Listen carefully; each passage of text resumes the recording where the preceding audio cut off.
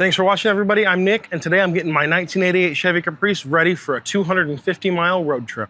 My last couple of videos have been about my 1966 T-Bird project, but I'm taking a break from that between the holidays and a couple rounds of like bad colds, flu stuff. I haven't gotten a lot done, and I'm super excited. I've got my fourth Misfit Cruise that I put together here in Southern California with a couple other friends of mine this coming weekend. And so we're gonna get my car ready to do this 250-mile road trip.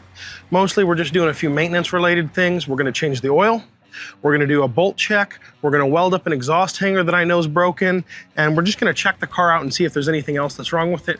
And if I have time, I'm gonna work on my two-way radios that I have that's gonna be installed in this car. For those of you not familiar with the car, it's a 1988 Chevy Caprice. It's got a 5.3 LS with a cam, Holley Terminator X-Max, and a 4L80E.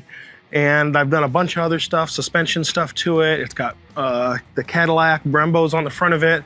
Ton of stuff done to this car, and I've just hit 20,000 miles with this LS swap, so that's awesome.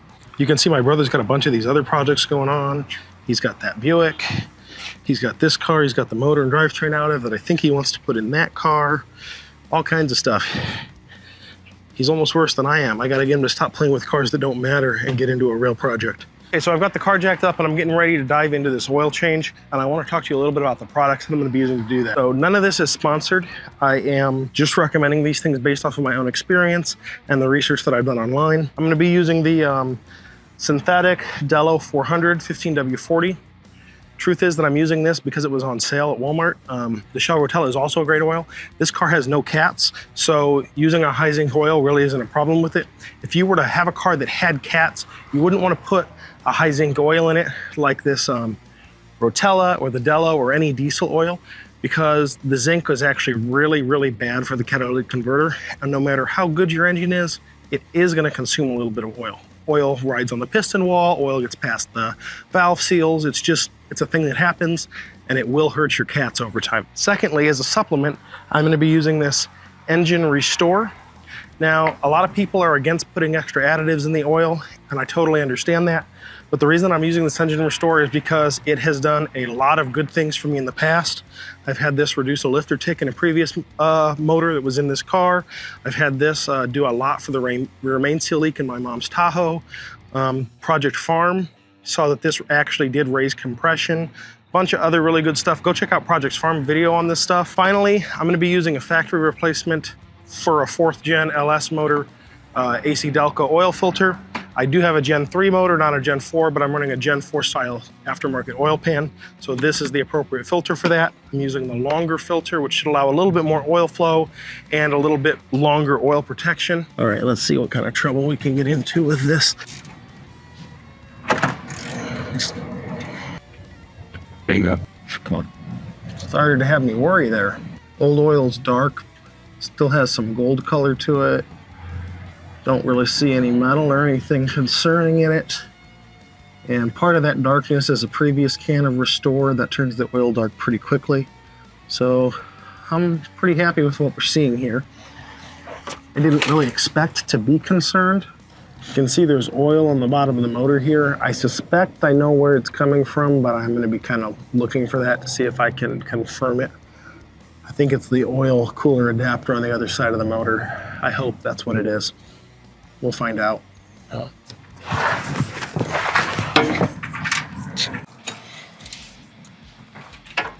going to torque this with my calibrated hand. Okay. That's good. And then let's see about cleaning this up. Nice. All right, we'll be doing more wipe down of all that in a few minutes. Got the old filter off. Looks like it was probably leaking from the old filter, which is interesting. I'm gonna check that out. You can see it's wet up here. It may not have been leaking from the old filter. It may just be the pan. I don't really think this thing is leaking. There's not really enough oil around it for it to have been that. It's possible because I have had the pan down since the engine's been in the car, and I did not replace the gasket because it would have been nearly impossible. I think it might actually be the pan gasket that's leaking. The lack of oil on the lack of oil on the flex plate makes me think it's not the rear main. It's hard to see up in there, but it looks pretty clean up in there past we're close to the rear main. It's hard to see. So I think it's probably the oil pan gasket, unfortunately. All right, got the new filter on, gave everything a quick wipe down. I hit it with some more Simple Green. I'll come back and wipe it down again in a few minutes. Not too worried about it. I am gonna snug up the back of the oil pan, maybe all the oil pan bolts while I have it up in the air, just because. Motor's eventually gonna be out, hoping to put a 6-liter in this late 2025, early 2026. I'm not extremely worried about this oil leak because this motor is eventually coming out of the car. I'm hoping in 2025 to build a 6-liter, add 50 to 80 horsepower, and hopefully just do like a weekend swap. And so that oil pan will be, that oil leak won't be on the car for too much longer anyway, less than another year. And it barely drips ever, so I'm not super worried about it. All right, so with the underside all buttoned up as far as the oil change goes, got my funnel here, which I've wiped out. I'm gonna start with the Restore and then put in, this is 4 quarts of Dello, and then I will finish topping this thing off once it's on the ground and level, or pretty close to level. This is probably way too much funnel for what I'm doing, but it works. I think that this oil pan holds 6 quarts. So I think I'm gonna end up putting at least another quart. I like to run it a little over full. A lot of the guys with LSs will put it just above the fill line on the dipstick. And I've been fortunate to be able to run a factory dipstick with these headers. It's an F-body dipstick. Oil level should be at a factory height when it reads full. Nice. All right, looks like this had about 5 quarts in it. And I know it was close to a quart low because I checked it before I started this whole thing, so we're kind of on track. Okay, so where we're at, we're moving on to my welding project. I'm gonna get under here and show you the broken exhaust hanger, what we're trying to accomplish. So this bad boy right here, obviously broken, not where I need it to be.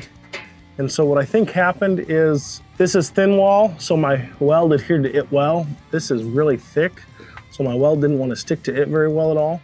So what I'm gonna do is I'm gonna heat this all up, this piece up with a torch before I start welding, hopefully get some better penetration on it.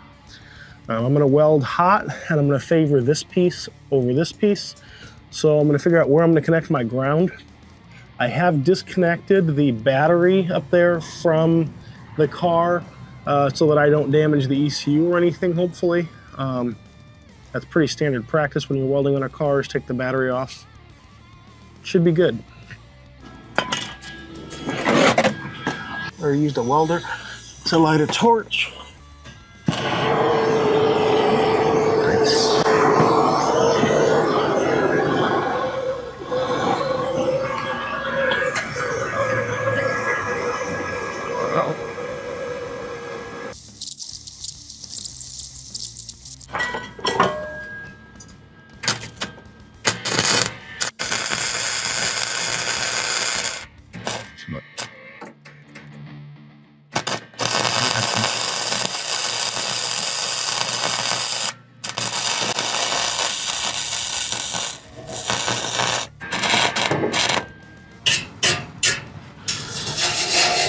See if it starts, put the battery back on, see if the car still starts. So I knocked a few things out off camera. I got the car running again, it's still on jack stands. Fairly quiet up here. I tightened up an oil cooler fitting up here that seems like it was leaking. Hopefully just tightening it up will have cured that. I added some hardware here to a few of these bolts. I removed my heater core bypass valve because for some reason my heater core hasn't been very hot. Like it barely blows warm at all, and I think it honestly just isn't really doing anything. Doesn't seem to have made a difference, so that may not have been the problem. Car is sitting at 173 degrees. really not having warm air out of the dash, so I don't really think that was the problem. But we'll do a full couple of heat cycles on it and eliminate that as a potential problem. You can see everything's good. I reset my service interval on my gauges. 6,000 miles is what I'm trying to do to an oil change. I probably put close to 7,000 on this one, but it was full synthetic oil. Good filter, that's not too bad. So I'm gonna pick up some tools, put the welder and stuff away, and then after I've got all of that knocked out and done, I'm gonna come back and I'm gonna clean up and detail some of this engine bay a little bit and top off the oil.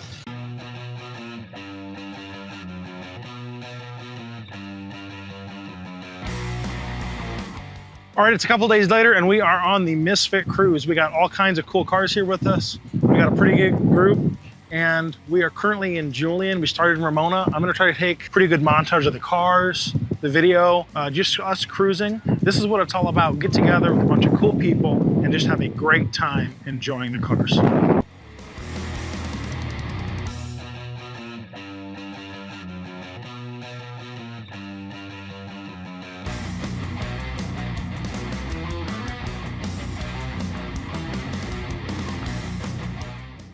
We are back in the car. I got my buddy Dylan and I've got Christian with me, and we are cruising. We've got, I think, 12 cars and 1 motorcycle on this cruise. We are, currently I'm leading. Everybody seems satisfied with the pace. If they get dissatisfied, I'll let somebody else lead. But we are crossing the Anza-Borrego Desert now and we're just having a good time.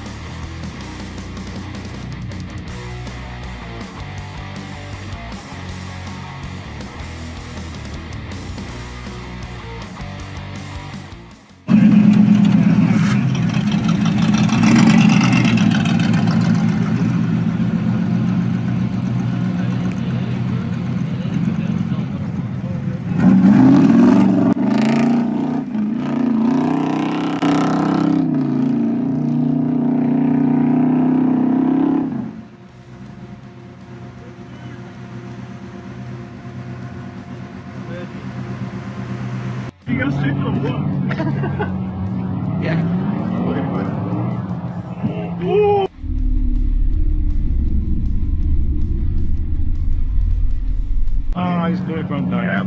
Could be. Hey! No, Nick! You're like, what I answered the question, we're going to do the whole thing. Well, yeah, they're good looking good. You don't care, right? Hey! Oh. No. Let's just... Try the trip. Fantastic.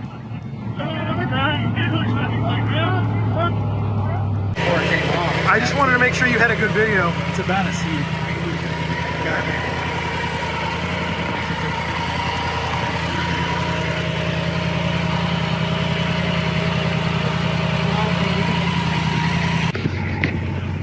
All right, did I do something stupid, Garrett? Yes. Yeah? Exceedingly. Big orca in the splash zone. In the splash zone. We splashed down a little too hard and unset the beat on the driver's side. I'm gonna see if I can get some of that footage from Craig for this video. But fortunately, Matt with AutoWorks bailed me out and we made a really nice recovery. Got the bead reseated. It's all good. We're gonna baby it to the gas station to get it from 20 PSI up to like 35 PSI. Call it good. All right, we are at the Salton City Travel Plaza. We're cutting part of our cruise a little short, unfortunately, partly because we had too much fun doing stupid donuts in the dirt, and partly because my tire blew, and that probably ate up 40 minutes of figuring out how to put the bead back on. 30, 40 minutes. Yeah, 30, 40 minutes. Yeah. So we are about to resume. We're gonna go into Borrego Springs, hopefully catch a sculpture or two before the sun's all the way down. We're gonna meet up with Chris. I'm gonna try to talk the group into sitting down with Chris at dinner or something. Yeah, that could do. We got about almost 2 hours, 2.5 hours of sunlight. Yeah, we got about 2 solid hours of driving ahead of us. Oh, we'll be fine. So we'll make it into Borrego Springs, have dinner, and most of the drive home will be in the dark. Yeah, definitely enough time to see sculpture. Yeah, we should be good. What are y'all up to? He's cleaning his car. He's cleaning his car. Dude, sorry. Dude, can you do mine next? He did donuts. If anybody needs machine work, I gotta show him what I can offer, man. Dude, it looks like you didn't even do donuts. It's like, yeah. Go pop the hood on mine. Mine's the same color as the desert. Mine, you can't even tell. No, dude, this is perfectly clean. Really? Yeah. Thanks, dude. Oh yeah, that's fine. Yeah. Okay. It's a little dirtier than Ethan's.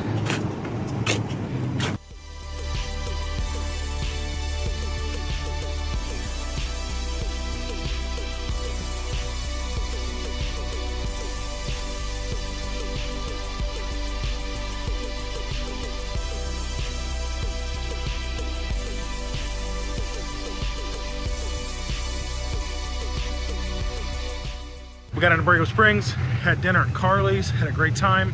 We are heading out for the last part of our cruise. We're gonna go up Montezuma Grade, through Ranchita. Cool to see all these cars on the road.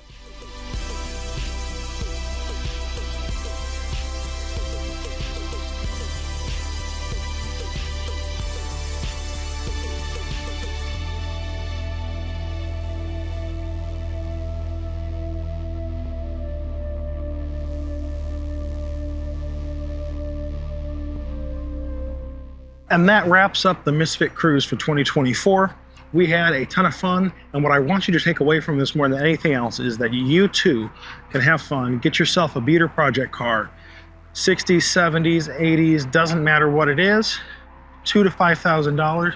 Get yourself something that runs and drives, and over 3 or 4 or 5 years, just put a little bit of time and energy, a little bit of money into it, and you can have something that's fun. Take it out, go on a cruise, go on a road trip, take it to the desert, do stupid donuts, beat it up a little bit, and just have fun with it.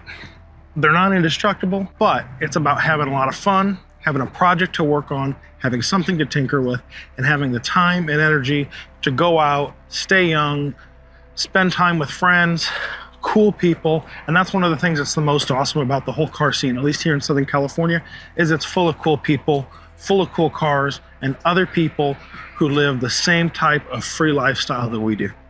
You can see we seem to have survived pretty freely from our little bit of misadventures in tire bead separation. And we're gonna take this and we're gonna wrap this one up here. So until next time, see you later.